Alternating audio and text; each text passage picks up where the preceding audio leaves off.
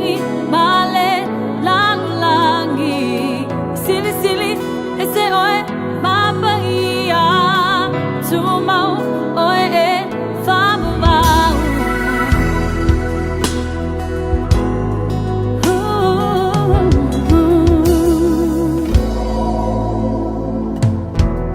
matote ifoatu o angelu o ilalangi malutuma walalo iyo uluma faape atu o oe ole tupu tupu le langi male lalu langi sili sili ese oe mapa ia tumau oe e faabau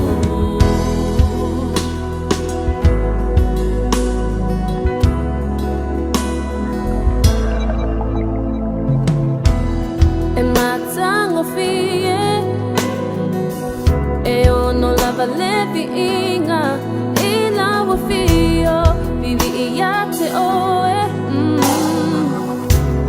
o me mamana na e faya oe ole tupu tupu le langi male lalu langi sili sili ese oe mapa ia tumau oe e faya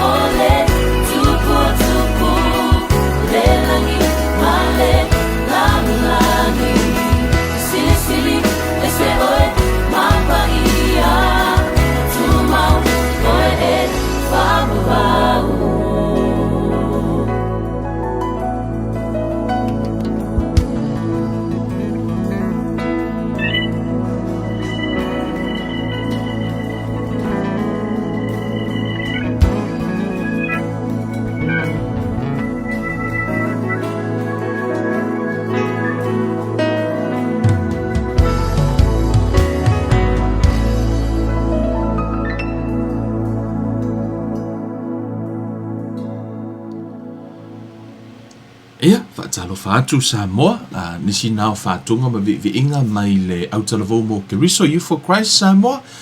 Thinga lato CD lea, tolto sanga taluai, Yesu le tali ele ngō le CD lea, ia. Sa whapeo na tu whaatasia e tupulanga talavou mo Keriso, ia, I le lato ngaluenga fo I Samoa, ia, vea fo is whaamanianga nefia fitato te, abato ele inga mal whaafta I le tua.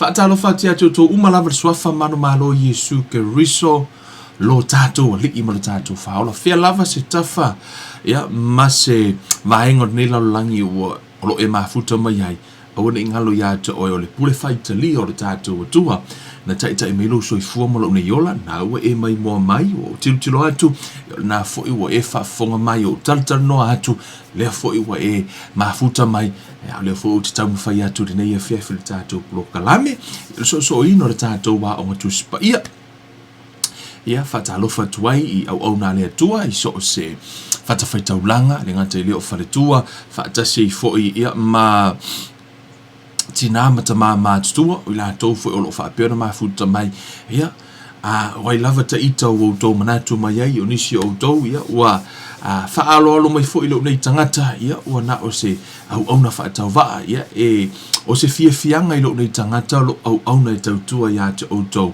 o leo te tautua I le atua o mea uma o te whaia I le atua ala le au na ia te o tau ono o tau o le whanau le atua o tau o le tino ke riso ia whaila uia vaenga o le tino ia whaile vaenga o le tino ke riso le mo le toela o whaafetai mo le whaamalo whaafetai mo le awhia fo le nei polo kalame ia pe awhia o leo e awhia nei polo kalame ia mo le tātou a onga nefia whaamanuia le atua I lau whaalongo e nisi o vaenga ia o na ia po ni notice fo ia fia whailoa tu fo ia li amatari tātou a onga lo fa pena fa nga solo te lo tele ni so va hanga na tatu tanoa in tatu tanoa fa tua amen ele I umar fa tua o wai fiu we vange fa tua e umar nge yo langa o tatu tanoa fa tua right fa pena fully growing up spiritual le lava tatu sup amen e wi wo umar mata upu fu le tatu tanoa nga le ke le yo isi me tatu te lo tatu fa ilo atu tatu ni ni so va hanga lo e matua I fa le nganga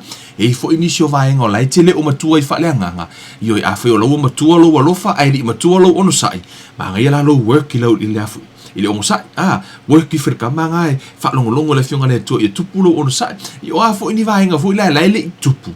Tama whai work le vaenga nai ne I mwhenu tupu au lau tino. Po lau wola whaleanganga. E pei lava I lisi aso nana. Na lu I lau tina il whale mai. Na tu lau tina il whale mai aso la.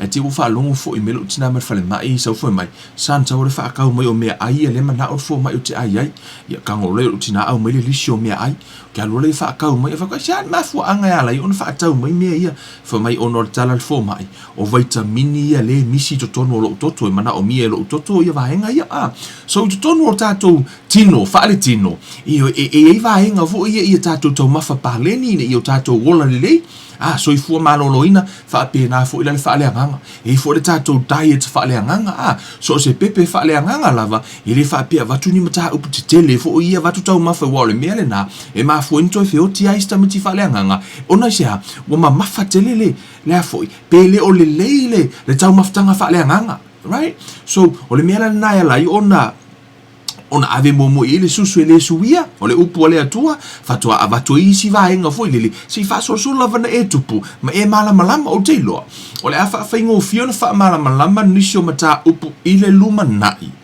ono re tato mata upu yo uma a foi o le fato a fea le Kevin Life Ministry mo te mo e mato Bible Study o te loa ma naia yo mata po le lava le umi ona e lotu ma naia yo mata upu ina mua ko foi la lo ai pi ko le page nga wo fai fa episode 1 episode 2 fa longo mai mata upu na ini ma fai ona tupu lo fa tupu lo mala malama ma e tupu ese yo o ma naia fiafi le lava fa nga solo mato wa onga ia ole afia fila nei ia ole na matu tano le tatalo o te tonu foi le kai umar tatalo ia ole ala vo te nga I le pele le halu ole afo i ole o le tafe foi le au va ia tu se me o lau au mai le nganga ole tu pasi foi o no mai e fiu kala ngor kalo ile uma ia le la fiafi ole o se va enga yo nga tasi matatalo la utala no I le pule le tangata Talitonu pole authority of a believer.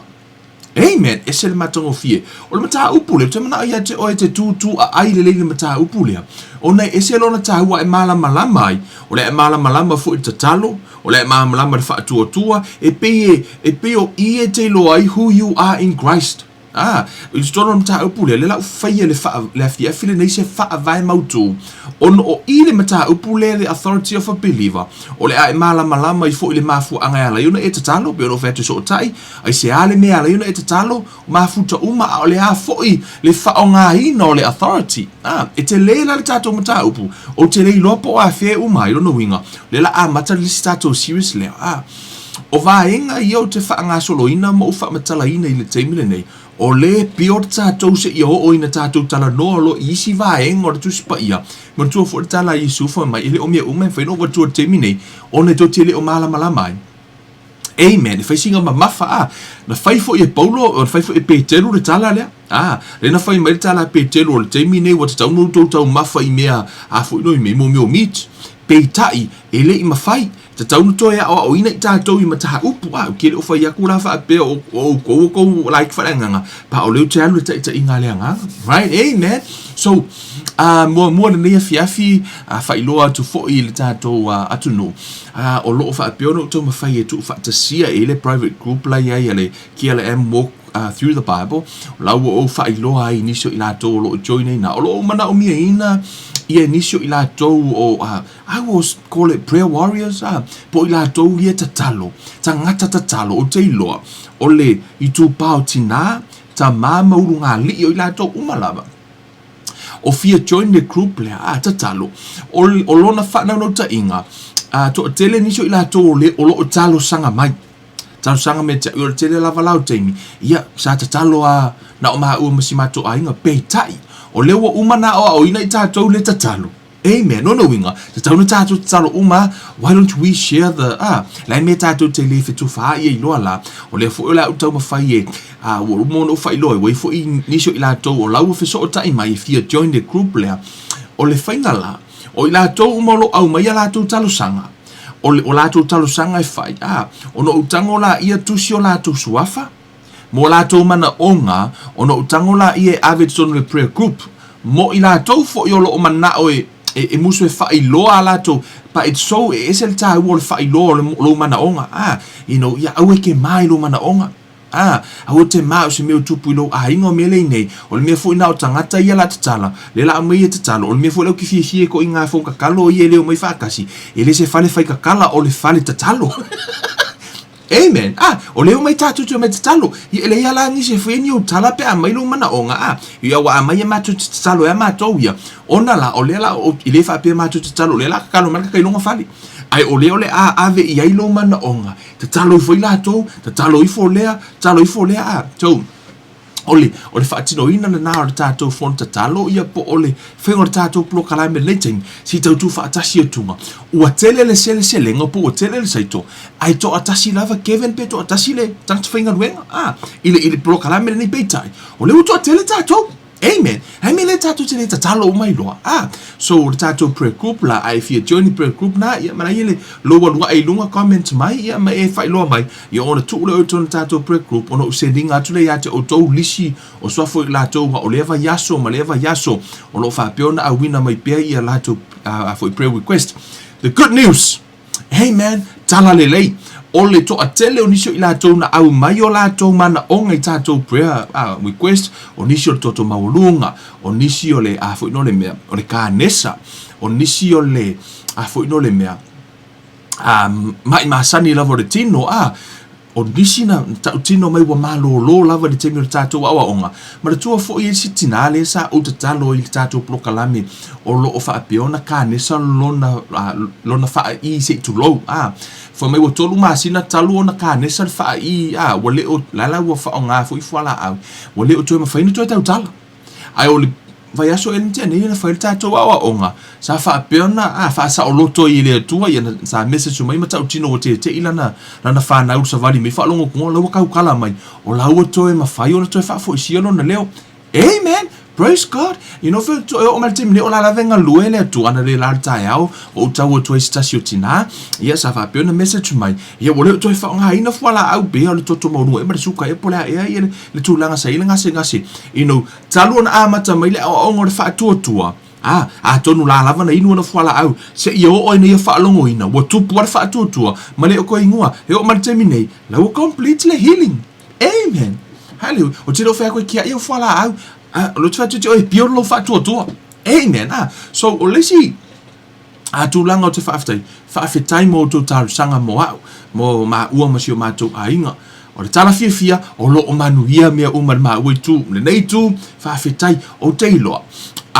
O lo tau mawhair ki Apollo e hui mai e tele o mea to tele o iloa mai le ko sa o aka kuilu mo o ko mo kan ngo o le kele yo me le kami me so yo kwa ki apolo ta ma fai fo e tau fia tato a onga e aua ko ke popole o le ao ngana o tau talo o lo o pui pui malu ma ua male ainga a fa fo e pelvi inga ile to fa fetai mo tau talo sanga o le isi to te fa fetai fa pito hai fa fetai mo a pa anga fo i tūlanga tau se leni mo i la tau fo i o te le nā tia o iei nisio i la tau o lo fa peona tu ina i le atu i o la tau loto ia e fe soa ni mai malulu ina mai fo i ia i tutonu na ngā ruenga nei ia o tatele i fai atu ai ona guys o lo loto ia fa peona uto maua re tala le lei e fa tau ia Yesu Keriso o le aunga atoa tātou wa onga ina ia tupulo tau fa atua tua o a mea uma tau te whaia aua na i fa atau ana wina ia whai mai li tau alo lofa i le atua o lea o lau te talo ia fa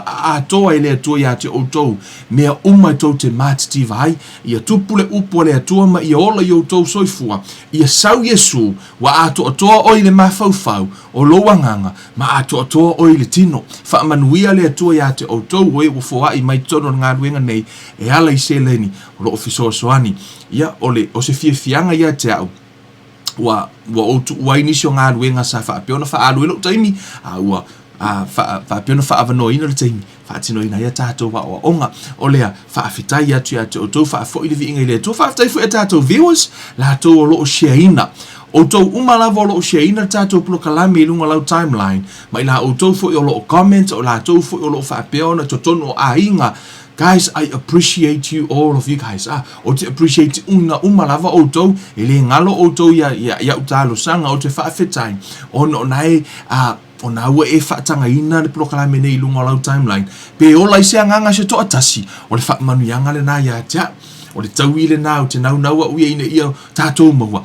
O le langi. Amen. Fa manuia le atua ia te o tau ia o nisi o vahenga o toe au mai e lunga o te whamole toila ua nganga whaafetai isio tātou watunu i mea uma le ngata o te salo o se leni ma watulanga o tau whaamanuia mei whaamanuia te lele atua ia te o tau leise auroma se a rio ia tau Pauale me o ia te auna o Yesu, ia o leo te whaasoa atu ai, ina ia mawhai ona avea se whaamanuianga ia te o tau. Whaamanuia le atua ia te oi sa mua malau whaafafonga de nei a fiafi, o whaanga solo le tātua a onga, ia whaapeo na nofo le upo le atua i tono o lo wola malo soifua, ia whaapeo na avea i tātou o nisi e malo losi, ia sau Yesu, ai seki au kako, amen, let's pray.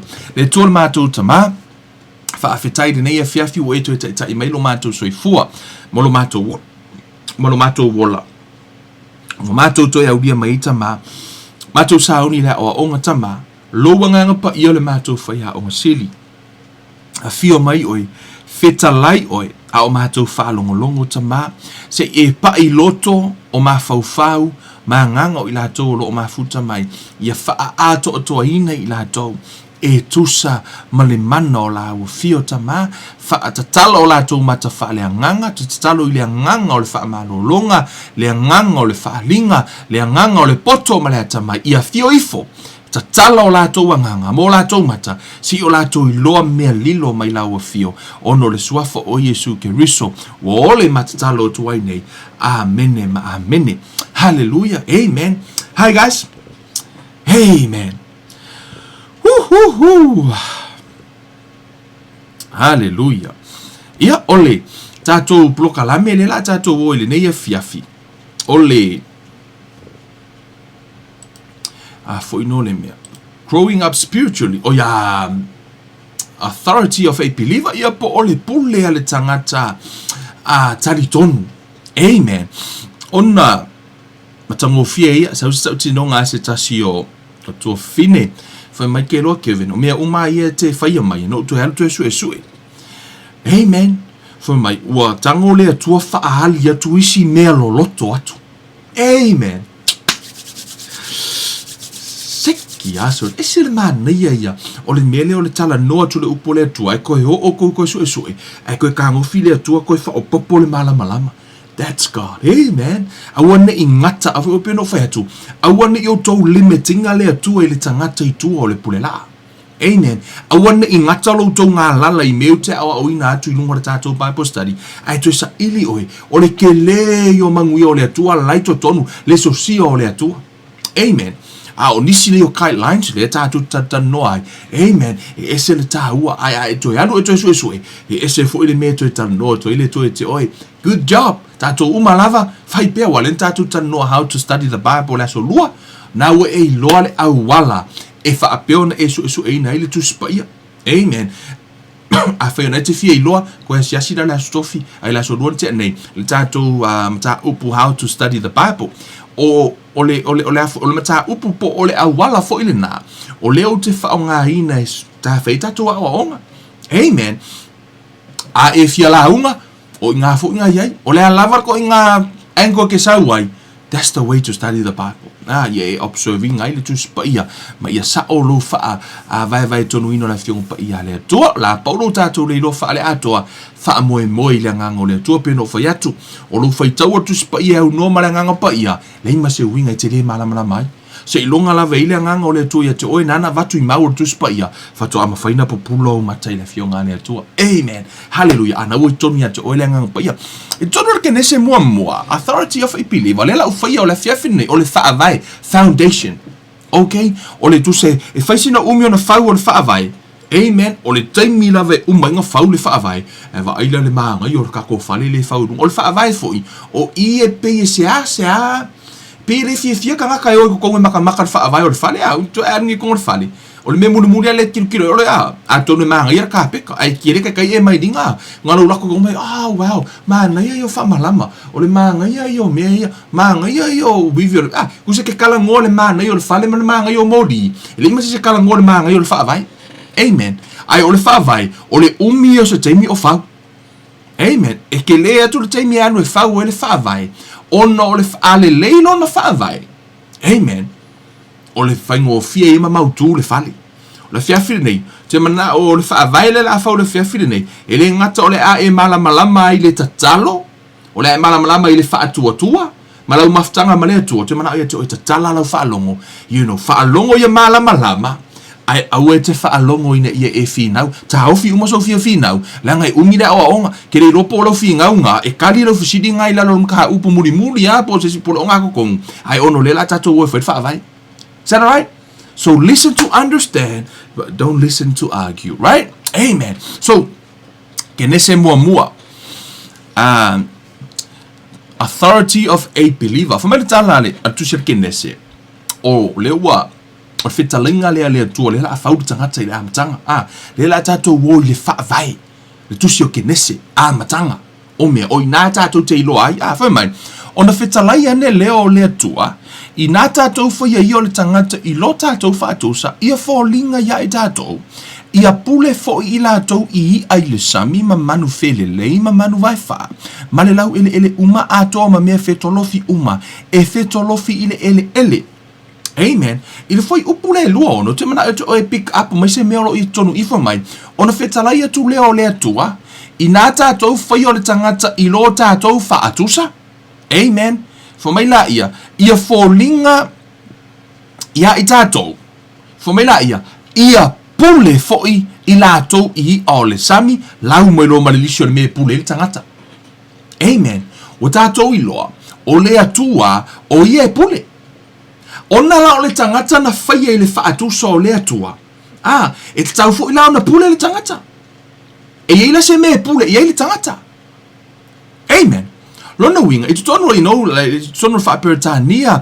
I think man, if we live fat Peritania, I'll bring for mine. Then God said, "Let us make man in our image, according to our likeness. Let them have dominion." Look at the word "let them." Ele o fai mai le tala le to I lunga fai upuna I lunga I for mine. Let us make man in our image. O lai tala noa le tua I le tua le tama le tua le alo le tua le nganga pa ia. Le tolu tasi pa ia. Le Trinity. Tusala lai tala noa la ia ifo I le tua. For mai tātou whaia le tangata I lo tātou whaatusa. Ai o mai lalo I for my image according to our likeness. Let them. O ai them. Lai tala noa le tangata. Tamu ma eba. For mai tala tu spa ia. For mai ele I fai mai tu spa ia e afo e dominance pe ia pe pule pe le tua.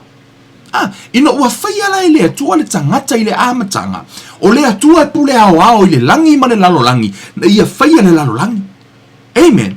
O le tango lola i o le atua ua whaile le tangata. Whamai, na whaia i le whaatusa o le atua. Ia utou ilo, o le atua e pule. E pule ao la le atua. Amen. A o le tangata le na ia whaia i le rona whaatusa. E pule fo i le tangata. E iai la le me pule le tangata. Amen. E iai la le, awana e also conclusion, le ono telo ngisi lau whai mai, e lo ka kongi a kua, on sa i meno fia fisiri se, i le la ka whaso so ka puka la me. Oilo. Okay, pole, e kumaka le fisiri. So, then God said, let us make man in our image according to our likeness. What is the likeness of God? He's a spiritual being. Amen. God is a spirit. A whaila na whaia le atua le tangata o ia o le atua o le anganga. Na ia whaia fo ila le tangata o le anganga. Amen. So o le tangata o le anganga e whailo na mawhauwhau e nofo i totonu o le tino. Le tātou spiritual growth le tātou tano ai. Mo ila hatou le whato a join mai. E le mātou mata upo spiritual growth. Tano te mai mo ai. Na e tatala umai ma wha malama uiri umai. Vaenga umalawa o tangata. Amen. A o ila fo mai. O le mele te fia a vatu i, o le dominion. For my, let them have dominion. O lono winga. E iele me pule le tangata. Let them have dominion over the fish of the sea, over the birds of the air, and over the cattle, over all the earth, and over every creeping thing that creeps on the earth. Amen. Na avela le atua, le pule le tangata. Au te mana o yate oi. Ina uaftu o le atua le pule. O le atua, ele pei le atua o le tangata. Fate ta inga. Afi o kamai. O le tamai. O le mea alofa. Fape o le mea alofa lea. Afai e tango au e ave se tangata le mea alofa fape o. Fape o se lipstick lo ke kama whaakau an malo tolua. Fape o se gifta. Au tango e whaatau se lipstick e ave mil mato ainga. Faku ia o lau matuma oele. Pule ei oi. O le teimi la mo te vatua ia te oi. O le teimi la mo te avea ile. Le mea alofa le ilo utolua. Le lipstick. Ua pule no ye ilo utolua. Ele to e pule ia. Esea. Ona foi o lawa utango ave iai. Ele se meta o se ave a kofa mai. Se kanga fai whaapea. Whaapea no ngawhaia. Tu se le whaapea e afo. E ave. Ai kongi le kalawaro sa mo e kongi le mo ai ule afa. Tu sa ina watango le atu e whai tangata ai ave le lalo langi le tangata. Ele i whaapea nga kongi le kua le mo ai ule afa. Ina ua ave le atu le pule le tangata. Na ave ai pule le tangata. Toa le pule le tangata. Peia oia. Amen. Ele itoe ina ua tango le atu atu le pule le tangata. Ua pule le ai le tangata i le lalo langi. Amen. So ele itoe a yala i le atua. Amen. Hallelujah. So olala vele ya le atua. Ai ele tu la ya me le atua. So olela wel tangata le pule. Amen. Ua ole so se taimi la ve feta la ye le atua. Anytime. Ito tono tu spaia. So se taimi la ve feta la ye le atua. Olana upu. Ua avea le matura fono ia te ia. Pero le ki toa le o tato mta upu te mana e te iloa. So the word of God is not just only the law of man, or the law for man. The Bible also calls the word of God the law of God. Does that make sense? Tu se le ngata o se tūra fono mo tangata. Ai o le tūra fono fo ile atua. Tu se le ngata e pui o le tūra fono sa vavali tangata. Ai o le tūra fono fo ile sa vali ile atua. Se to e fa tu tasi lava e mautu e matua e ona le la to vatu mau so se taimi lava feta la ile atua o ana feta lainga o le tūra fono fo ina ya te ia a fa mai le atua no o le tali e sa vali fo ile atua ile no. Amen. A fa mai le atua yes e sa vali fo ile atua le yes ono olana upu. O le tūra fono na ina o fai mai le atua let them have dominion na ua ave lo ile atua, ua fetalai fo ile atua, ua avea fo ile na matura fono ya te ia, ele ai ave lo ile atua, ua ave. Amen. Ele peile atua o tangata, e tongi le moa ahi ure afa. Hey, o le atua, ua fetalai lo le atua, e pule le tangata, e pule le tangata. Full stop. That makes him God. O le atua, ele peile atua o tangata molonga ngā kula.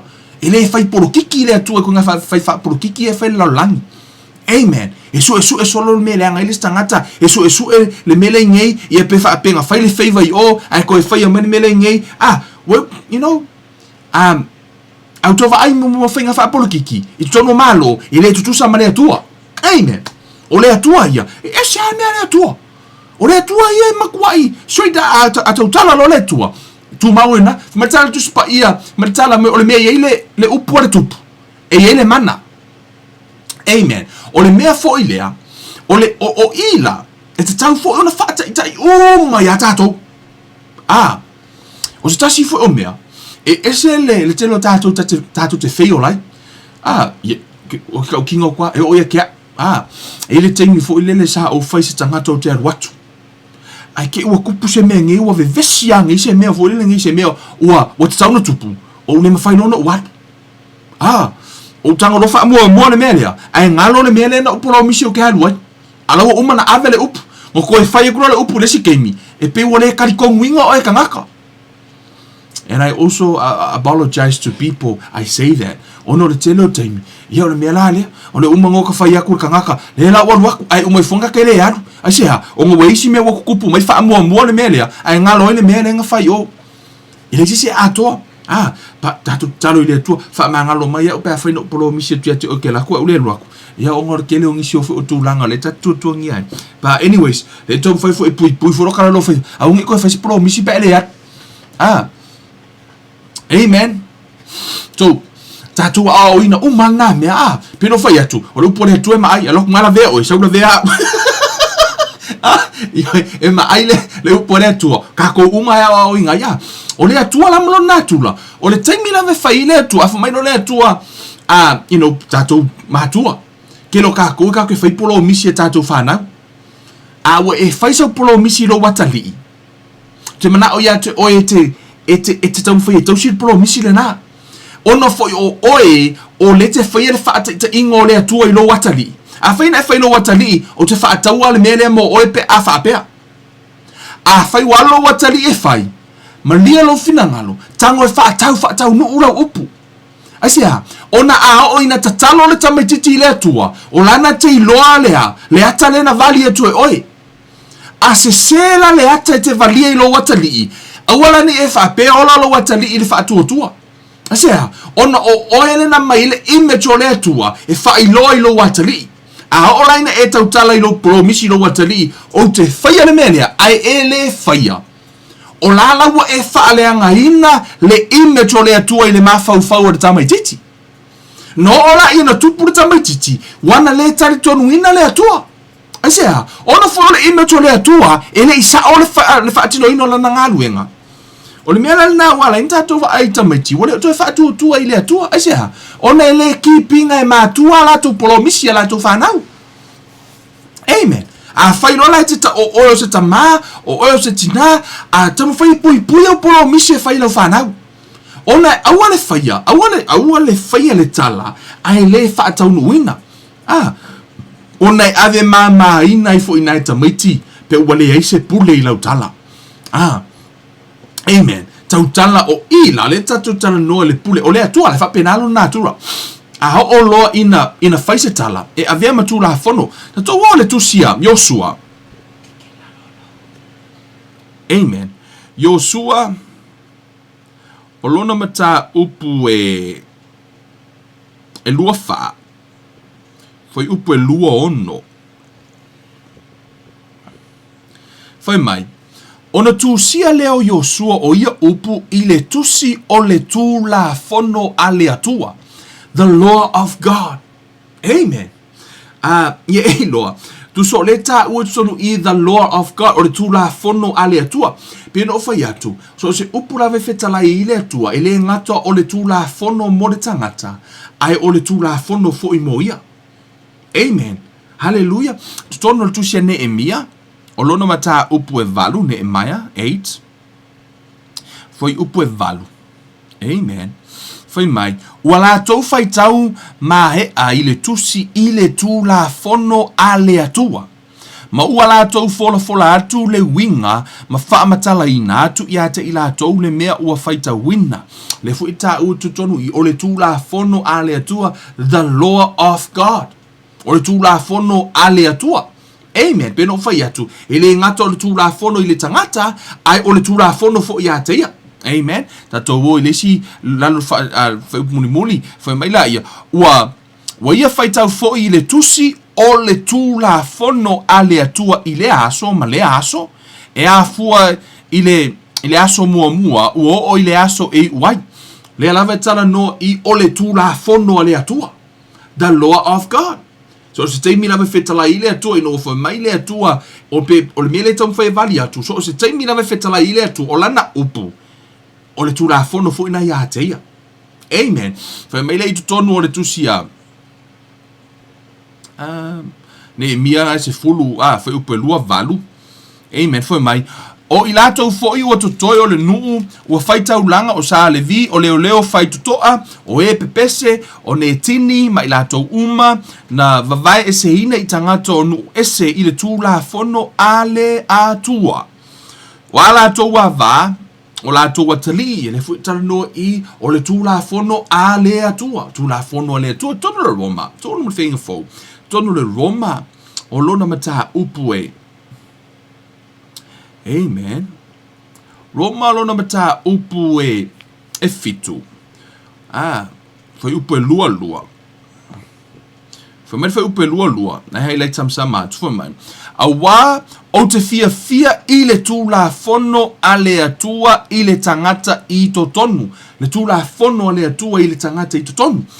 Foi upe lua lima foi mai. O te whaafetai lava I le atua, awa o Yesu ke risolo tātou ali, o le nei foi. O au nei lava o te au nei le tula fono a le atua I lo mawhauwhau. A o le tula fono le angasala I lo tino. Amen. Eva vai menar tula fono le atua, ma le tula fono le angasala I tino.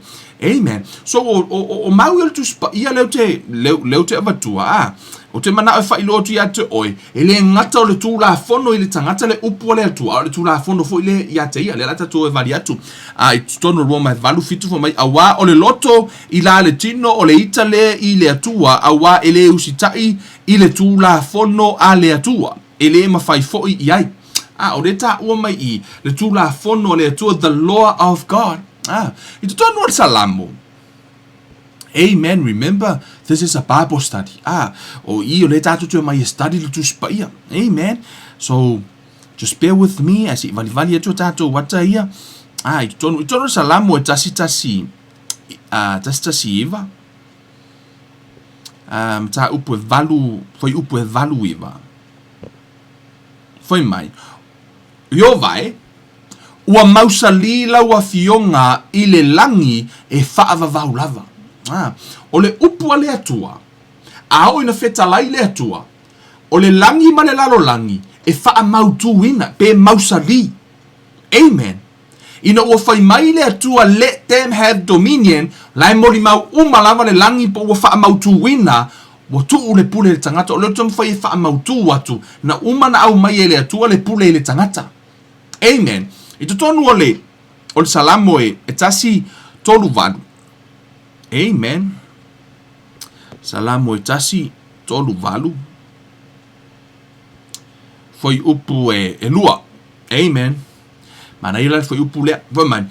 O te ifo I lou malu pa ia.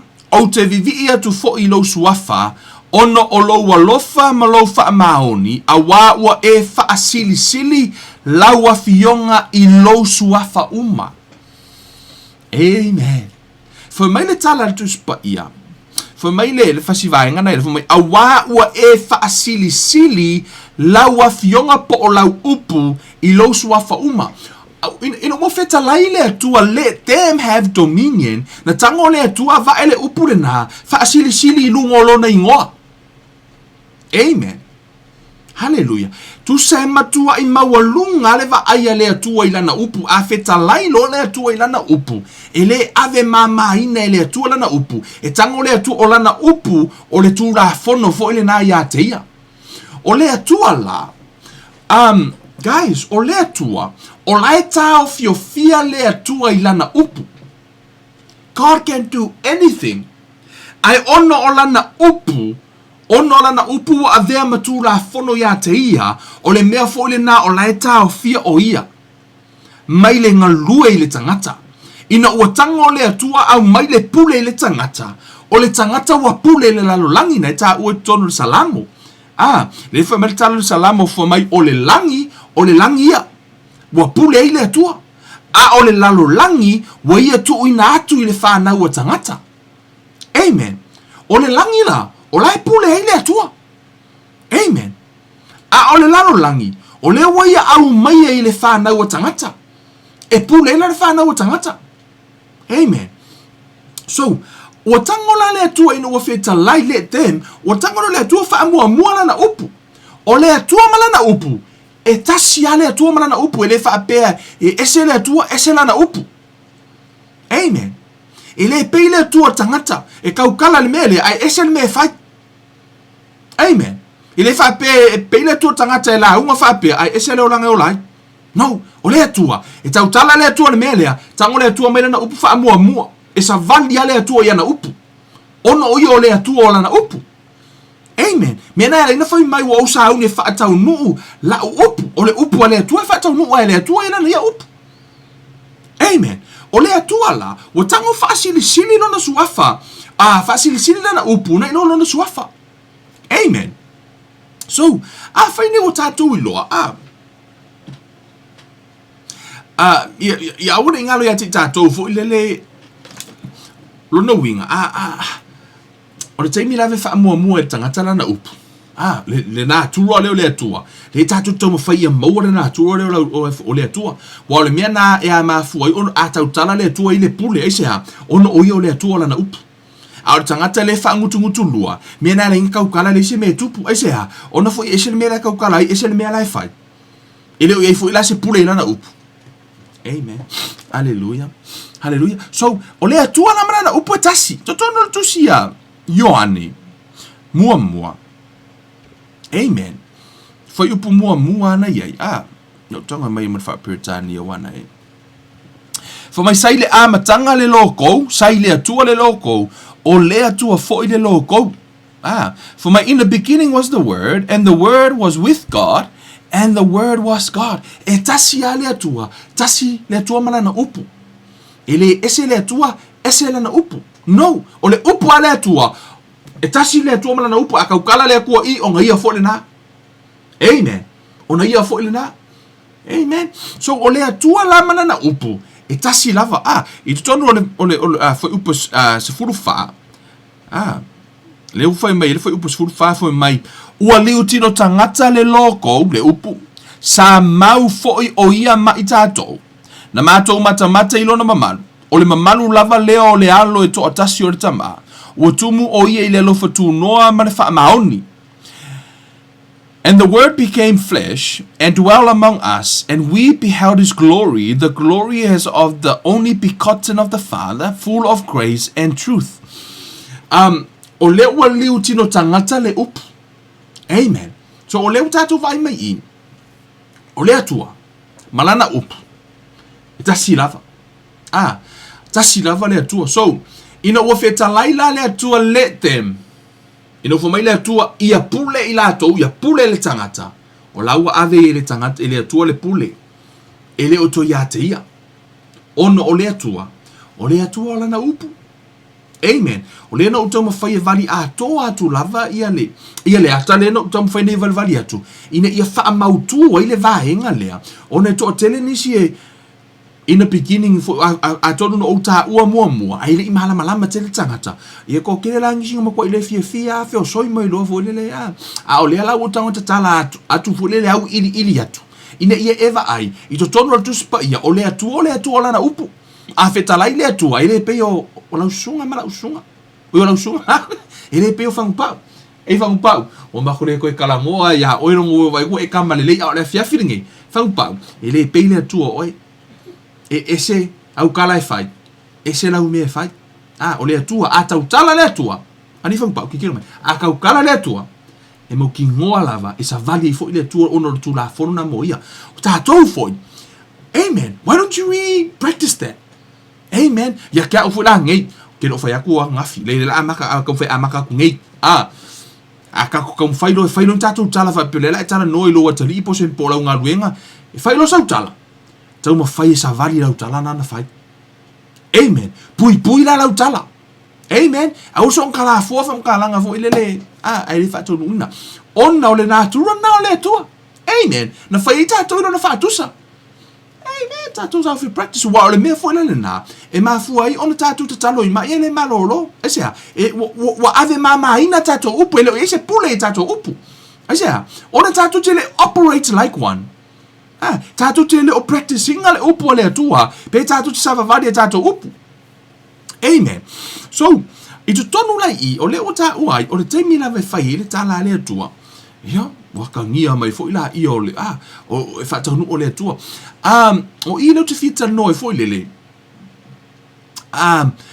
God did not make us exactly like him amen ona fo fo ngol me omniscience omnipotent or omnipresence le me fo lele e yai me uma e loa me uma ia pe o lona mana me tautia ele fa apela na fai tatou ona o tatou o le image na fai tatou le fa tusa ko kele ani se ka ki fai aku loa I no kala ngoku lo I me fai mai o ngo fai mai lo ngi kusaka ko mana ku no that's not what I'm saying ele lu winga na lo tala o lo te fai atu ele fai tatou e pe exactly like him e yai me uma and na fai tatou I lona fa tusa the image you're not original or the image o lona winga understand the talo le fai atu ai wo foi le se ngala ukala o lo fai ko le image on me ka le image amen na fai oi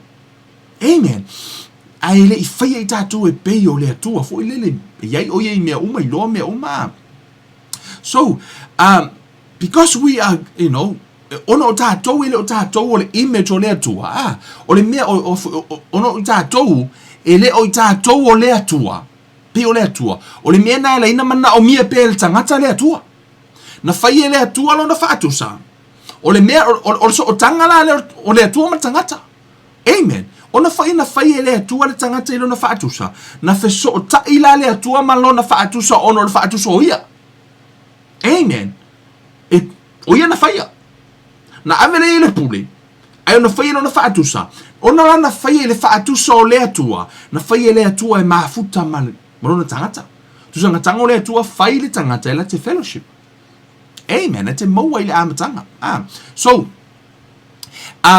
ese la le tau o ila le ala yona tatu va ai le tau o le tatalo ona foi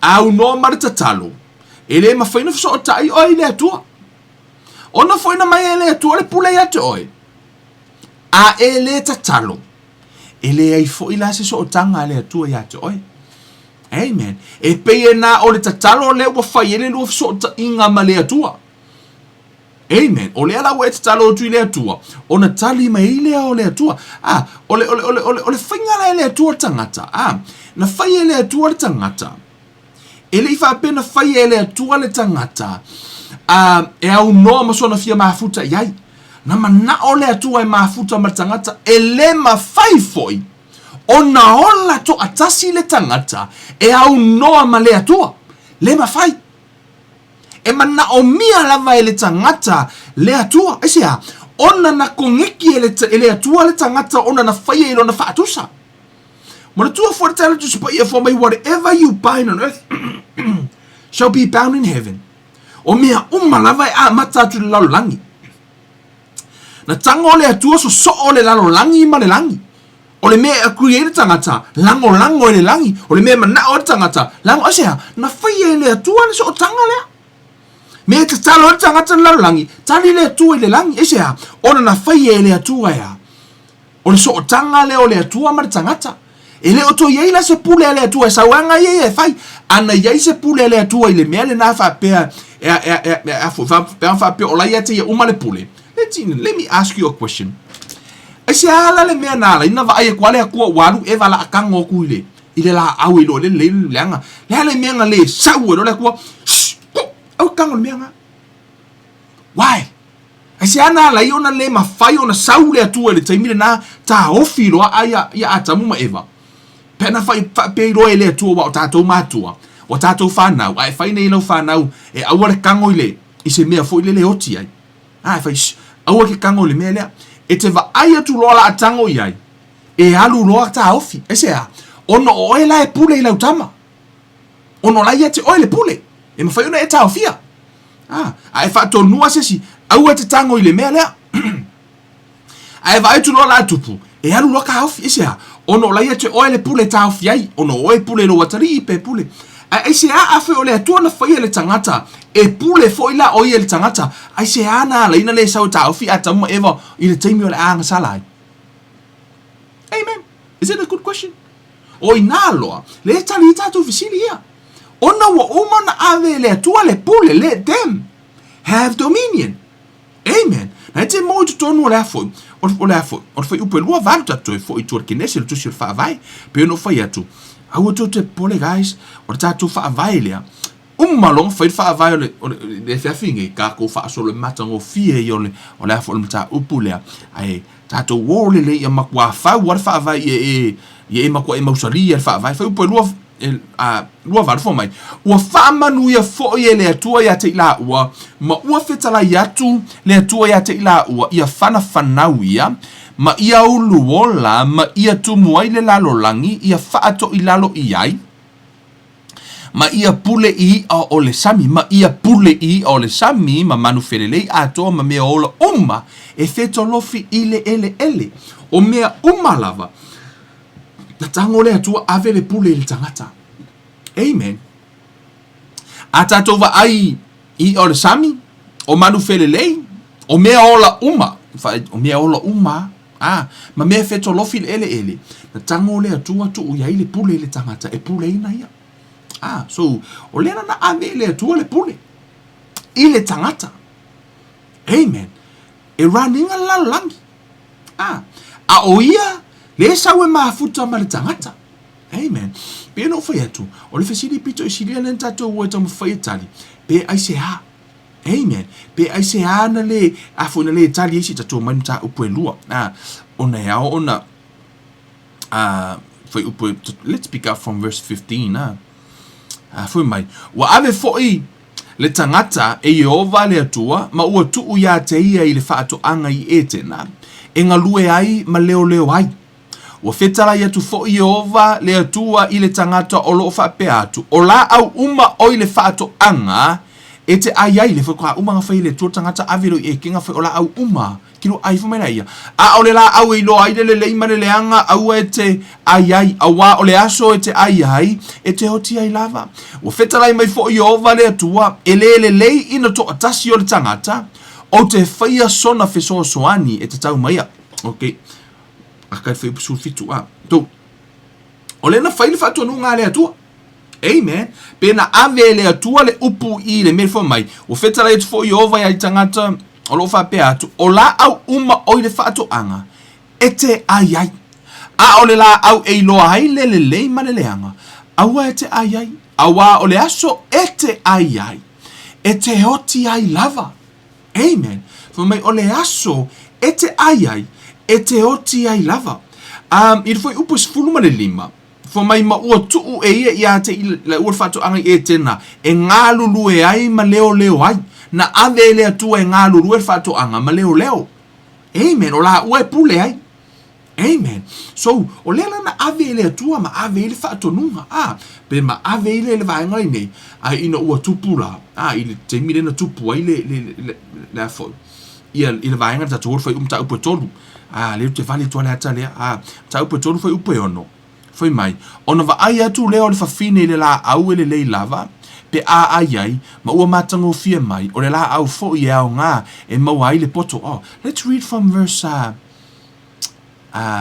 ko i fai kau mo fai mo ai guys wakau skipi for fai o ngan mengi fia amen ka ko fai kau mo fai mo mai ua sili le ta mai o le ngata I manu uma o le vao na fai e Yehova le atua ua fai mai o ia le fafine e moni ea na fetalai mai le atua lua te le ai ila au uma o le fatoanga le na fai le atua ai la au uma au le ai la au tasi lo le ma leanga ale usau I sui foi upo tu spa ia famela yo tala ai eva tau perua ona tali tu ai le fafine le ngata o fuo le la au fatoanga mate ai a o le fuo le la au oito tonu le fatoanga na fetalai mai ai le atua au mate ai au foi mate papa ia tu ai nei maoti ona fai mai ai le o le ngata I le fafine lua te le o te lava au wa o si le fie le atua o le aso lua te ai e popula ai o lua mata ona ve ai le o lua e peini atua o lo o iloa le lei maleleanga ona va ai atu le o le fafine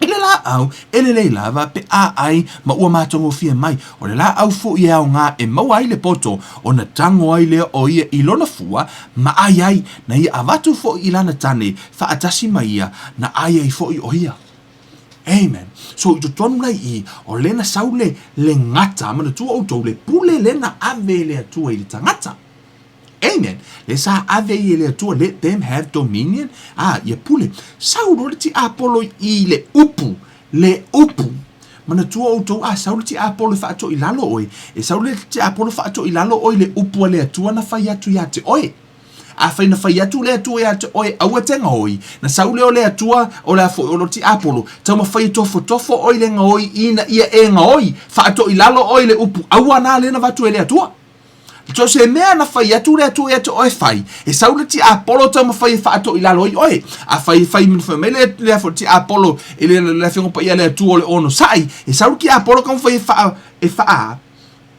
ko lalo o long sai fai fo informatal tu spa e fa tu I le tua sauri ki apolo kan fai fa ko lalo o fa tu ala ile fefe ma me tu tupu isa ina ia ona fo fai e tem fai inai o lalo ma lo ti apolo so se taimi ala feta la ile le upu le tua e saule ti apolo e o so fa ile upu e la ile tangata me na ile fa mai Yesu yo tu mau ila upu Aisea saule o tofo mai e te tu mau ile upu amen me fulana atala no le fa malolonga tala no tu lo fa malolonga o fa lava o malolo ai sauroti apolo au mai manatu o so fa ile upu na e mongila e sa ola mianga ka ngoi Kevin we la malolo ska nga kai kile o malolo we vai nga la ke mai ile mo inga kala onala wo so fa ile upu amen fai la mo mianga la o mai Kevin ile upu le tua ale ale me ala nga ki nga lo vai la ale me ala nga so or fa mai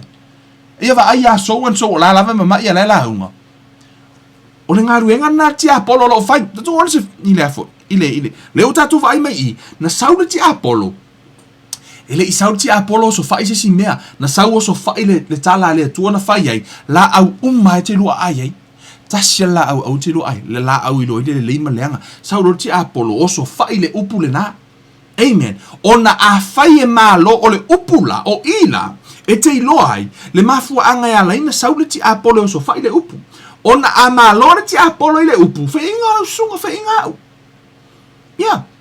fai o le alava le upu le tatu te le fiongo pa ia le tua ai tofo ina ai I tatou amen awala na e tom fai te to ilalo ile me tofonga ia fa amanu malo le upu amen famili tono li Yohane se fulu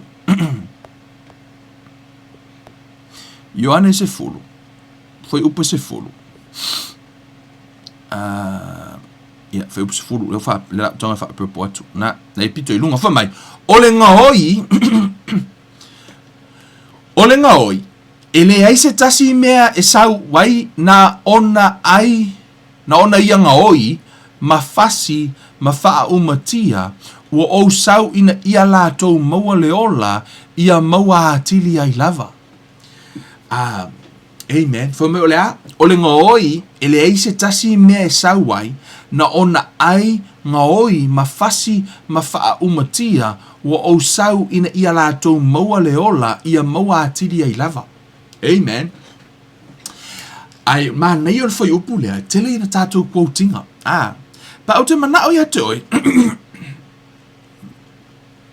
Le la tatou e fai tau le context. Ono lo te mana e whaali tu ia te oi I po oile ngoi le tano ai. Amen. Pe wha whena sauru ti Apollo. Amen for mine. E moni o te whai atu ia te outou. O lele ui atu I le whai toto ai totono le loto a mamoi. Ai alua e I se tasi mea. O le ngoi lea ma le whau mea. A o leo I atu I le whai toto o le leo mamoi lava lea. E tō mai ia te ia le pui e le leo whai totoa. E whaalongo fo I mamoi lona leo. E wala au e ia I ana lava mamoi o I la tau ingoa. Nā te tai atu fo ia te I la tau, pe atu ina atu e ia ana lava mamoi, e mua atu ai I ai, ona munumuri atu ai leo mamoi ia te ia, ana ua la tau I loa lona leo. Ai le muri atu I la tau I se tangata ese, ai sola ese ia te ia, a wala tau te le I loa le leo o tangata ese. Ua whetala I atu Yesu ia te I la tau, I le nāwhata oto, ai le ila ngona I la tau, mea ua ia whetala I atu ai ia te I la tau, ona toi whetala I atu ai leo o Yesu ia te I la tau, e moni o te whai atu ia te oto, o a unei o le whai toto o mamoe, o I la tau uma o e na mua ia te hau, o ngā oi I la tau ma whau mea, ai le I whaalongo mamoe ia te I la tau, whai upo iwa nā, whai upo valu nā, whai upo iwa, o au nei o le whai totoa a whai e ui mai se tasi a te au e whaaola ina ia e alu atu maulu whafo e maua foi e ia le mea e ai o le ngahoi sauru mara whai upu o le ngahoi e le ai se tasi mea e sauai na ona ai na ona ia ngahoi mawhasi mawha umatia wa saui ina ia la tau maua leola ia maua hatili ai lava. Amen. A whai tau rola e wha solo I lalo.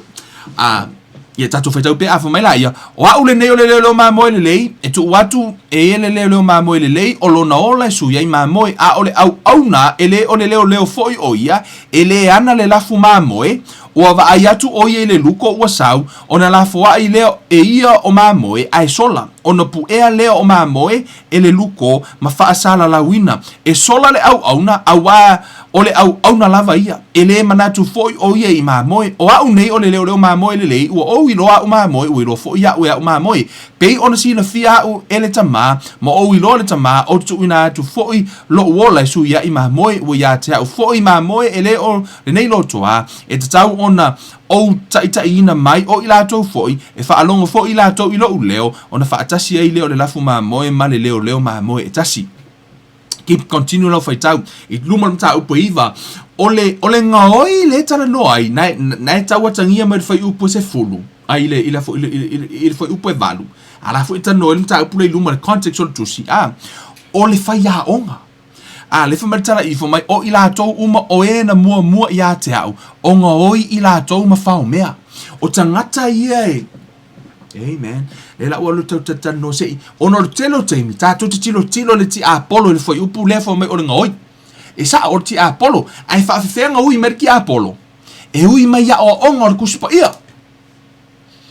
E ui mai whai a onga le kuspa ia. E ui au ki a Kevin. Pe ale matala Kevin. E ui mai whai whai au. E ui mai tangata o laia o ina le kuspa ia. Whai tau nta upu mua ma le mata upu le tua. Mele ala ino whai atu e whai tete. Tātou I le mele on tau na whaalongo. E ia whaalongo ma sue. Awane e a vea me te whai atu ai. I read it yourself. O e tanga whai tau. O lai tala noi le whai a onga. I tangata ina mua o ina mata upu. Whai mai la ia. O I latou uma o ena mua ia te au. O ngā hoi I latou ma whao mea. Amen. O lai tala noi le au kusi upu ma le au wharosaio.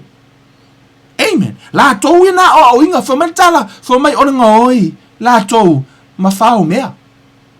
Amen. Whai mai o le ngā hoi ma whao mea. Ai le I whaalongo mamoe ia te I latou. Amen. Mea fo leo tala noa tua I le whiawhine nei. Hui mai le ti Apollo e sau e whaase o I le whapeking ngofo a. Sa e ei taime sau e wha masaru salonga. Ai o le tele o le taimi ngoi ai le mea leo o le upo le atua mai loto tangata e maafua mai ono o a onga. Amen. O le mea la le nae ala nifo meltal juspa ia e le angi le leo mamoe pe a sau le luko. Amen. E ku le leo mamoe e leo mamoe. Amen.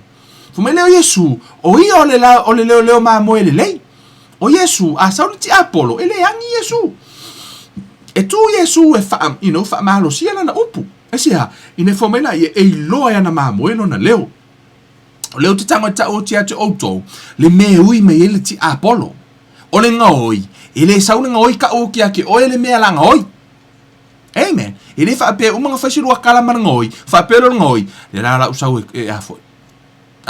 Le fa mai vai, ka lo sfulu ngangi usau ngaoi e kun mele. Asia, onga ki sau la lau ka pe ngaku. Ai ui mena ngaoi e sau. E sau ngaoi oi, ile me te le iloa. Ile ma fai foi sau ki Apollo yonga seu. Sau fori ki Apollo fole mo nga seu, fole le vai kwa yonga fori nga auleanga. Sau fori le foi mai, o le ti Apollo. O le la ukango nge ngaoi lo fa ku. Asia. E ke lo le ki Apollo la nga sau mo nga seu. O fele me ui me ngaoi. E ui mai le fai to ai te le iloa. E ui mai lai tua. Let me tell you something. E fa onga mai la onga. Amen. Ole me foi le ale no tato uma. Fai tau to spaia. I always say that from the beginning up until now. I want to tell you why you know fai atu ai. Fai tau ai o ela to spaia. Amen. Ole ti Apollo la. Ia po o ia le fa'au. O le fo ia fa ia onga la fo ila to te o lina ia nisio vaenga. Wole o toe fa malo sia le fa malo longa. Wala to le o toe Talitonu fa malo longa. Pe Talitonu ngalua le nganga pa ia. Amen. O la wanga oi ese mea lo fa le nganga pa ia. That's a thief. O le ngoi na le mena. Sa we ngoi ese le oli. Amen.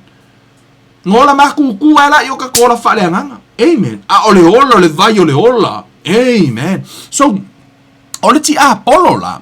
Ole ngata le na fa so ia eva ile amatanga. E to tono le tusi fa linga e afo. E se fulu lo foi upoiva. Na la utanga fa purple atu. Foi mai. O alafo fo ile ta rako tele ole ngata tuai lea. Le ngata fo ile le nga fa so eva ma ka mu fo me o le ta rako fo mai. O alafo fo le ta rako tele ole ngata tuai lea. O ingoa ile ti Apollo. Ile masatani o le fa se ile lalolangi uma wala fo ile lalolangi wala fo yana angelu fa atasi maia. Guys, o le ta ua ile ngata le na fa so eva o satani le na you know, I want to pe no fa ya to mo fa lava ia fa iloa fionga le atua ina ia e loa o lai to tono tu spa ia wai tele na tala no ai le fa alia tunga le mau na ua e loa nei o le ngata le tala no ai ile na o se ngata o satani. La ta ua tonu no. La ta ua tu spaia. I tonu ala tu sia. Ale lua korini to. Olona mta upu e fa. Kakokai mi, seki kakokai mi. Fai upu e fa. Le tala lea Paulo fa mele tala Paulo. Fai mai. Ua fa tau asoina manatu o ila tau o ele Talitonu. Ele atua o le nei lalo langi nei. O le lalolangi nei, ina ne ipupula atu ya te ila tou le malama o le tala le lei i le mamalu o Keriso ua tusa o ia male atua. Amen. O le toa tele pela le minen o fai atu le tatua o onga le tatu tanu le klastofi. A fai tangata umai ala atu te fai tau al tuspa ia ai umai fonga e karikongu e esero la kou karikongu mai a Yesu. O la e tau waso la tau mata. Yeah, o lai tau waso. O lai wha tau waso ele atua o le nei lalolangi. Fato a pupula mata o le tangata ina ua iaile anganga o le atua. Pe fato a pupula fo i mata o le tangata ina ua sawa vali ma Yesu. Talia mua a Yesu. Ta tauna iaile lua relationship ma Yesu. Fato a mawhaile ona e iloa Yesu. Fo mai la io irtala por fo mai. Ua wha tau waso ina manatu o ilato o e le Talitonu. Ele atua o le nei lalolangi, o le upu atua nei na, o le ala ititi, o la efa ingofo mai o le atua o le nei lalolangi. E fai kau mafu mai, ina ne ipula atu ia te ila atua na malama o le tala lei ile mamalu o Keriso, ua tusa o ia male atua. O ai la le atua lalolangi le tano ai Paulo, ai siare me ufa ingo e Paulo le atua lalolangi. the God of this world. O le tala no ia Satani. Amen. O Satani, o ia o lea tua o le lalolangi le nei, o ia la, lea lenga eva ai o mea umai kukupu, o kaua. Amen. O mea i tutupu i le lalolangi o faa mai o mea umalava. E mai lea tua o le lalolangi le nei, lea tua alai titi o Satani. Lea leu te pese atu pea, mawhai atu pea. O lo o tua ia lava e tangata lea tua o le langi, lea tua alofa, lea tua na ia whaia mea uma, e alofa i lea tua whai mai. A wawa wha pea lava na alofa mai o lea tua i le lalo langi, wa ia fōa i eilo na alo pele. Amen. O lea alofa o lea tua na fōa i e Yesu. Ona o le pule na ave lea tua i le tangata, na whaia ina loa le tangata ya Satani. I want you to see this. Pule loa ai Satani. Ona loa whaia ina ele tangata. So se taimi lava, awana ingalo ia te oi. Fa maile tala tu spa ia, maile tala, o ai lava te au na iai. O oi o le polonga le na ale tangata na te au na iai. A e whaia ina i le ti a polo mai le upo le atua. A whai wa vatu le upo le atua, e whaia ina ai. O la whamalia atu lau sunga. O nawa e whaia ina le ti a polo. O oi o le polonga ki a polo. Amen. O oi o le polonga ki a polo. O no nawa e whaia ina a whai uti tala noa atu i se. Pe tala noa mbe te whai tauri su le lafo. Tu spa ia. Ai tala noa atu le atua lana upu ia te oi. Ai vatu le upu ai sauti a polo tofo e whaia ina ai. O ngā laua e polonga i oi le tūre la. O oe lau le au nai. O, mea nai lai nafo mai wai atu au mea ti tātou te ha, manu maa lo i le anga sala. E le tā ua oska ngaka mangu maa lo, pe a whaia le se mea e maa lo mai ai. Amen. E le tā ua oska ngata manu maa lo, e le ke ka ua i Joseph Parker i po Anthony Joshua lea, o le champigno lo langi. Pe uta ua o tangata manu malo, aisea. Ono la ili tangata na la fusu malo mai ai. Ili fa penga wherua ia ke eu mai o sen pinga lalangi. Ai le iei se mena na malo ai. O le mele na, ele ma fai foi na ta ua o tangata manu malo, pe ale iei se menga e mangu malo mai ai. Fatu ata ua o tangata manu malo, ina ua iei le me te malo mai ai. Pena e malo mai ki Apollo, pe na malo wa o le tatu tau e fa le nganga. Amen. A e malo mai la fo mai la yo o le anga sala la wo ia au mai le pule ati tatou ea tatou te manu malo i le anga sala mua taimi mua ai tatou te le talia Yesu na manu malo le anga sala ia tatou ka ko ke fiu e ka ofi, right, fiu e ta ofi. Amen. Ai ino tatou talia Yesu o lawa ia le mana ia te tatou e manu malo ai i le anga sala wa ko e saura kofofonga ai wa e mangu malo ai. Wa mawhaio na e manu malo i ono le malo si mai a keriso. Amen. E ai la nisi o vaenga. E mana o mia ne tupu o tātou wha lea nganga wa i le wha apea longa e whanga uroma whai longa e mangu malo i mea uma. No. O la lai whawhanga pe ile ne mero tupu wha lea nganga. E tupu. O ne yei si me kekele whinga kanga e mangu malo ai. Tupu ai wana e manu malo e le wha metala tuspa ia. E hi u i le wha apa ia ina. Amen. Nga e whangawang ngafi. Tupu e manu malo. Se e hi ua ina e wha apa ia ina. From glory to glory. O lai te tupu. La e tupu lea. Le alualu i luma lau sa valinga. Ke alualu i luma. O le tēnau whaafita auri, lau tatununga i lau vai. O le mea ngasala moa i ngei lesi. Koe sala moa i kai au. Koe sala moa i kalau kai au. O la lava e ngata i le sa tauro. Mea na leta noi paulo fo mai. O ngā lava e koke kū mau le maka upo le sa kaulo. Ngā le repentance a ngai tō te tū mau ai. Ai ka kaua kaua mai luma. E le nga whaapea ngā lo sa kaulo ngā karikana lei. Awa nei ngalo. E i le aso le nganga pa ia. Sau luma le aso le nganga pa ia. Amen. Sau luma nga lua le mana mea umala e tupu le aso le nganga pa ia. O le aso le nai te sau e luma. Repent tua i na sau le luma. E kua i, luma i. Repent tua i o na alu le luma i lea. I le aso le nganga pa ia. Amen. O na va aide po ame le operate lea. I le ngarua. O la nai te anga inga i luma from glory to glory. O le tēnau teini. Le lava tātou te ngata le sa tauro. Salamoa nei. Tu salamoa nei. Amen. Mana isa si fata ta inga, te le tala no fo ile alunga lau tala vai ngel fale o le palangi. Fale o le palangi, a fa mar palangi no fale ngai. Tam whai pālangi maintain no ngā whare ia umi se keimi o mama, e reo pālangi uma, e isi pālangi e ora ngasu o lako whare. Whatawhatainga, e tangata, a whai ala tau whare, ta pena ala tau whare. Te wa ia tau mawhai lava e maintain ala tau whare ia umi o na mama. Umi e se keimi o mama. E to le har keimi ke la koe mama ar whare o ngā inga se ha, e umi na maintain. Ai ei foi tangata, e ka penga i le kai au, ka penga i le auri, ka penga i le sisifuru lima minguke, ka penga le fek, e ka penga i keimi uma la kou whare, e aia, o le ue wha, e ngasu, e le tama whai e maintain. Amen. Pi wha pena fo i le ata whale anganga. O le tēnau taimi, tātou te le tama whai e tū, mause ma o tātou tangata i lo mo le atua. Amen. Whatua umanei ane salamo nei, ai koe whai fo i le keimi. We don't try. Tātou se tama whai ina ia tātou overcominga, pe tātou tama whai ia manu malo ai. Saura te apolo tofo mai. Ia ona whai, tama whai ia manu malo te apolo, i le malosi na watu ele li. Amen. So, i to tonu la wha mai la i ora tala, te mana o te aru tuar kenese. Amen. I to tonu le kenese lea. Kenese e tonu. I le whetala inga Yesu le whai upo sifuruma le lima. Ina ua to ilalo le tangata fo mai la i tala Yesu. O te whatupuina le whitanga i a te o lua ma le whawhine o lau whanau fo i malana whanau na te tui momoina lo hulu. O oe e te tui momoina lo na muri vai. And I will put enmity between you and the woman and between your seed and her seed. E a fo ino le mea e sinki u la le upu seed na te wa e tuina. Lo no winga. O lai tala no i a Yesu, seed. Tasi, Mela ia, he shall bruise your head and you shall bruise his heel. O i loa la.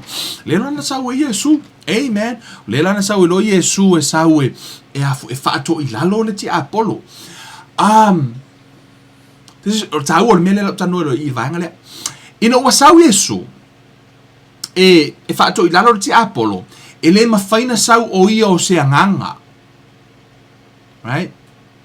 Ona foi o le tangata e whai le tino. Na to i lalo i le ti Apollo. E le mawhai foi lana sau Yesu o ia o se angelu. Ai sea, ona foi o le tangata na pau e se le angelu e se le tangata. E le mawhai foi la ona pe man tu foi le manu nta pe mo le tangata i le amatanga. E a foi mo le whamangalongo anga sala. E le mawhai foi la ona pe se. Se manu mo le tangata. E se le manu e se le tangata. E tatau ana sau le tangata e a foi e manu malo i le ti Apollo ina ia mawhai ona whaato i lalo le ti Apollo. Amen. So, e tatau i la foi. E le mawhai ona sau lava se siva, e le mawhai ona fisu ia.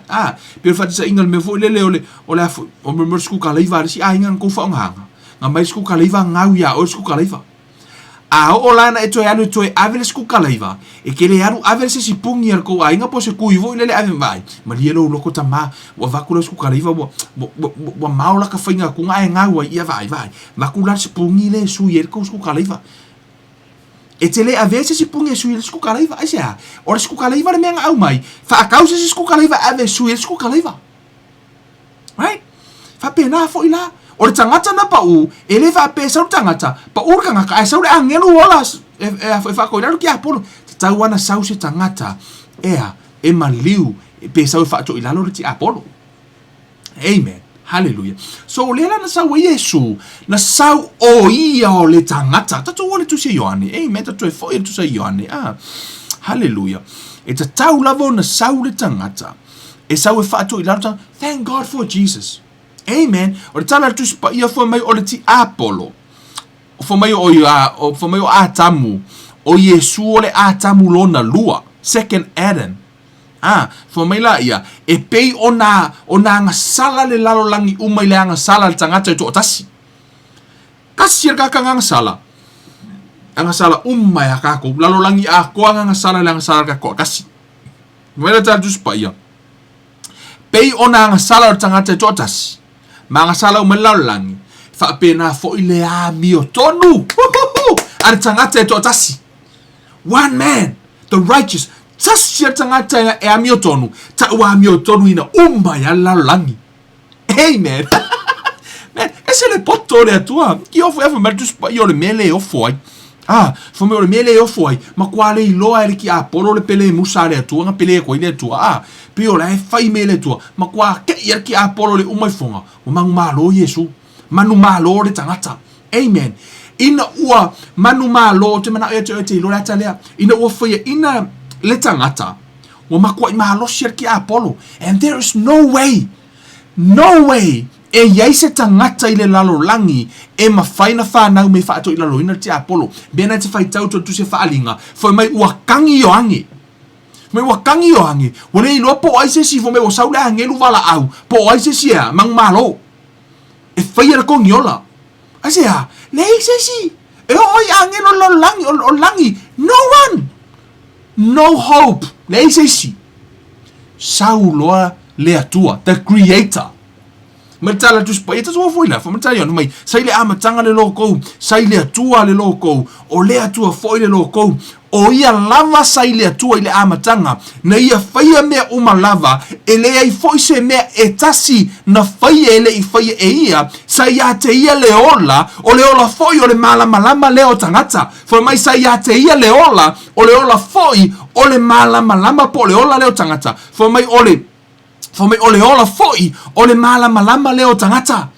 Amen. For mai o Yesu sai le amatanga, sai le atua, o ia foi o le atua, o ia foi na fai for mai tarfe potolu, na faia mea umalava, ele I foi se mea tasi na faia, ele I faia ia. Mea uma na fai, e o le ti Apollo, na faia Yesu. Ele I faia la Yesu le ti Apollo, na faia le atua le Lucifero le ke rupi fauina, e au na ile atua o Yesu na faia. Na fai uma Yesu mea uma famai le ise mea na fai e le I fai e ia. Amen. Le Yesu le na le atua le langi ma le lalo langi. Amen. Tato word tu se Filipi. Amen. Filipi ono na mata upu e lua. Fai upu e fitu. Amen. Fai mai a ua faa maua lalo o ia te ia ua winga o ia faatasi ma polonga ina ua faia o ia faapeio se tangata. Fa mai le tala tu spa ia a ua faa maua lalo o ia te ia le tala no ia Yesu ua winga o ia faatasi ma le polonga ina ua faia o ia faapei o se tangata e le o se tangata mua o ia o le atua o le anganga na faia la o ia e pei o se tangata ina ia faile faa o la tanga mo le tangata. Amen. Hallelujah. O lea lava e tau whaafo I mai le pule lea sai le tangata. Tatu urfa upo lima, mana I tatu whai tau upo lima whaaso mai.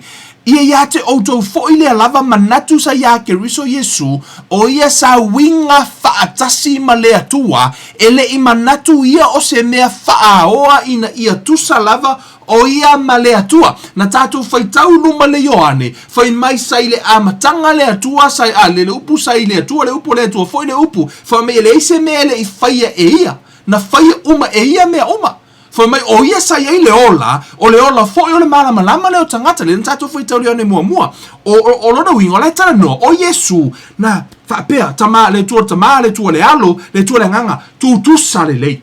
Iko, le laifa meritalo fai upu le fai mai, ia te tātou lea lava manatu sa ia ke riso Yesu, fai mai o ia sa winga faatasi. Sa winga faatasi ma le atua, ele I manatu ia o se mea faoa ina ia tusa lava o ia ma le atua. A ua faa maua lalo, na faa maua lalo, e ia te ia, ua winga o ia faatasi ma le polonga, ina ua faia o ia faapei o se tangata. Ele o ia o se tangata mua, a o lea ua faia o ia pei o se tangata. Thank God for Jesus. Tau te iloa le manatu mawalunga o Yesu, mele ele o iloa le lalo langi. Te iloa Yesu, ele o to iai o ia le langi o ia o se anganga. O lai iai o ia le langi o ia o le tangata. O oe na suia le ai le lafoi, le lafoi, le tōna taspa ia. O le tangata ola, o ia na suia le atua. O le atua, o le anganga. Le aise a ngelu I to tono le ai ngā atua. No angel. alaua iai le tagata o Iesu. Na sau e ave le tagata i le totonu o le mamalu o le atua, o le mea lena ua lai ona fai mai ua au le tagata i le atua. Ai se a, ele o au se angelu. Ai ua au le tagata. Ono lau i le tagata i ngoi a Iesu, lau i totonu. Lau o i le atua. Ua au le tagata. Amen. O ia la lena, lea lai ona manu malo le tagata. Amen. So no fai mai na i o le tusi na, fai mai ua wha maolalo o ia te ia, ua winga wha atasi ma tagata polonga, ina ua whaia o ia wha pei o se tagata, la tano ia Iesu. I tutono le tusi a iPhone, Galatia, Galatians, Galatia ona na mata upo e wha, fai upo e wha ma le lima. Amen, so fia fai taua. Fai upo e wha ma le lima. Fai mai,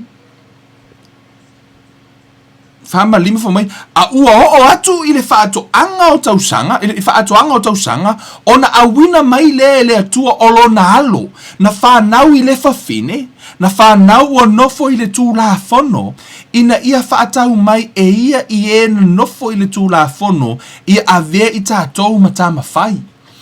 Amen. Thank God for Jesus. Na sawa Iesu nofo i le tūla fono. Ina ia mawhai o na tātou toi whanau fo mai na whanau mai le fafine. O Iesu, pena o whai atu, o ia o le tangata, o ia o le anganga. Ai na whai mena na i whamari tātou spa ia matala Iesu o te whaafetai, ina ua e whaia le tino mo au. Na whai ele atua le tino tangata pea. Ele ma whai o na whai se whao la tanga mo tangata. Pe ana wha pea o Iesu o se angelu. Ele ma whai. Ele Talitonu o nisi whamai o Iesu o le angelu. No, e se. O Iesu whamai na winga whaatasi ma le atua. O ia o le atua. Ele o se uso o Lucifelo. O le tuspa ia o Iesu o le alo e to atasi. He's only Tato malama umale upu only begotten son. Tasi ala tali o le atua. Na o Iesu. O isi uma vaenga. Angelu kako uma sa fai. Ele i fai a Iesu. O Iesu o le alo. Amen. Le ala ta ua tono tuspa ia.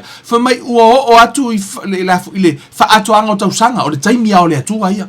Whaatoanga o tausanga, ona awina mai lea le atua o lona alo, na whanau i le fafine, mai e le atua o lona alo, whai upu le whamai awau whapia lava na lo whamai le atua laulangi uia au mai lona alo, pele to tasi, ni ele whano se tasi whaatua tua ia te ia, aia maua le ola, whaavau whamai la ia, whamai o le, whaatanu ina, whai upu na whamai whamai la ia ona, awau o i le whaatoanga o tausanga, ona awina mai le atua o lona alo, na whanau i le fafine, na whanau o nofo i le tūla fono. Na saula Iesu ono le tangata na whaia ina le tangata i le tūla fono. I le tūla fono e kasi fo ringa ave. Le rana saula tangata saula Iesu kausi umaku la fono. Ma nofo i le tūla fono. Ina ia mawhai o na whaasa o loto mai e ono nofo le tūla fono. Amen. Whaila na sau seisi to tongi oe i lo nofo i le tūla fono. Ai ke ua e koe alu koe kausi le kūla fono. Ele whaale au ngā ina la le tūla ni mena whai Iesu. E te le tausia. Ta ia o ele anganga o le atua. So, whamela ia, ina ia whaatau mai. E ia i ena nofo i le tūla fono. Ia ave i tātou matama whai. Amen. Ai uwa ai tūro le tātou taimi. Wa whai lava si, wa umi kakpo kalamea. Amen. Whamela ia o inala wha uma tūro i tātou po kalame. O ila. Lena whaata whanore me, lena whaatau nuu ai loa, o le saunga Iesu, i lunga o le sātau lo, o ina lena whaatau nuu ai loa, le ke nese tolu whai upos fulma lima. Amen. Tato wo ina wha uma, tato mta upu nea fiafi. Ke nese, e tolu, whai upos fulma le lima. Lea. Nena foi mai le promisi le tua foi mai o te whaatu puina le feitanga i ate o lua ma le whawhine o lau whanau fo i malana whanau na te tui momoina lo ulu a o oe te tui momoina lo na vai lai whaasa mo o le whanau i le whaaperitania ma le upu o lai au mai ai o le seed foi mai I will put enmity between you and the woman and between your seed and her seed singular numero tasi He shall bruise your head and you shall bruise his heel. Tu sola o lungo le sa tauro. Ina ua maliu Yesu. Ma toe tu mai o ina le na whaatau nu ua ilo le polo misi le ale atua. E ala ya Yesu. Ma toe au mai e lo le manu malo. Le la tātou tanoa ina le vai aso lea. Mua loa pe o ngei le ngoka umawhai e whau le whaavai. Amen. La ta mo ko fa mau ku fa vai ina e malama o le taimi lava fetala ia ile atua o ana fetalainga o le tula fono fo ina ia te ia ma le fo i tato wo mai lumo fenga fo ile mafua anga o le sawo Yesu to la tato te tal no ala sisi mahenga ile vai aso le ra sa amen pe ato so o le tato tatanoa ile tato ile Pule le tagata fo ile le Talitonu ya Yesu le authority of a believer, amen. So awala ni emisia ya tato mata upuna ile va yaso le pe tato te tano ai mo te minei ya tato wa onga na le nei fiafi Talitonu we fo ia se fa malusi au, amen. Ya wa fa malusi au fo i pe wo fo ia te o ile nei I tula ia fa malama va ngale ono stasile o itu o lo tele ina fesilingia I fo ia male malama I fo ilea ale ngata fo ilea ono le tele wa o onga o te faia e peio e au umaiai e pe sau lava e fo o le atale le tatia ai peio le mele na ale atoa na fau le faavai o le fainga kaya nga e malama isi ka upu ia la ka kalango ai ma isi maka upu ia lumatu o le kele yo mata upu ia I lumatu e ao o na tatou malama mua I le vaenga le no fai atua ina fato ama fai le malama le vaenga le lumaku so now praise God vi ia le tua ila na upu nei ia fiafi tatou faafetai a Yesu o ia le na maliu mo I tatou, amen. Pe no fai atu e fai tau ala tu sipa ia ele maua Yesu mga se fai kau ngola ku sipa ia, amen. Fai tau tu spa ia tatau ona e maua o Yesu lo tatou ola mo tatou fa mo nga ola, amen. Let's pray le tol matou tama fa tai lo upu fa tai mo la fa nau tai ne fiafi tu sai fo mo matou pro kalame fa tai le ngalu lo wanganga na e o mai o ha I me te matou fa tonu me te matou au mai fo ile atoanga o la upu fa tai tama o e fa ilo me lilo lo malo ia fa fo I pele vi ingo la o fio tama o matou tatanoa ma fawina fo ile fa vai o le Pule o le tagata Talitonu wa umona e faia the authority of a believer tama tatalo I la o fio ia fa peona e fa maua aina le fa vai wa umona matou fausia le nei fiafi o alava nisia o ongo I lumatu o lo ia ile malama o lau fa nau fa fo ile vi inga I la o fio na swa fo o Yesu Keriso wa ole mavala au tu mai nei amene ya le tua fa foi pervi inga ile tua ono lana upu le nei fiafi to fa afta yatu yati tato umalava fa peona mafuta mai e foi se fa silinga fa le nganga fa afta yatu pa anga ile ngate talo sanga tu langa I seleni lango mai foi nga luenga nei fa fo ile vi inga ile tua fa fetai ile tua ono outou o se fianga ya tau e ala ilo ona tu ya te outou le fa na le tua fa manuina pelo no suafa nei ma se o ile fa vau ia o tato to fe lo ile sa nei ia ile sia to so ino tato pro kalame ia mo terminei given ruiva nei a lofa tele mo fa so fuaya